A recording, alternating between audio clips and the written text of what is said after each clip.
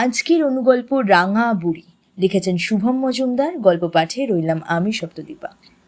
রোজ বিকেলে বাগানের গাছে জল দেওয়া ছিল রাঙা বুড়ির একমাত্র ভালো লাগা।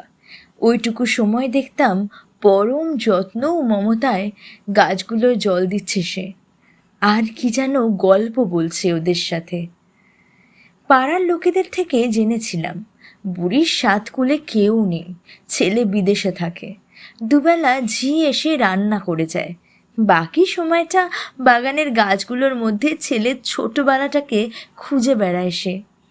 আজ খবর পেলাম কাল রাতের পক্ষাঘাতে প্যারালাইজড হয়ে যায় তার হাত পা, আর চলছে না কিছুই।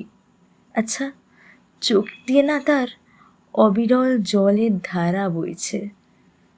চোখের জলে কি গাছগুলোকে বাঁচাতে পারবে রাঙা বুড়ি?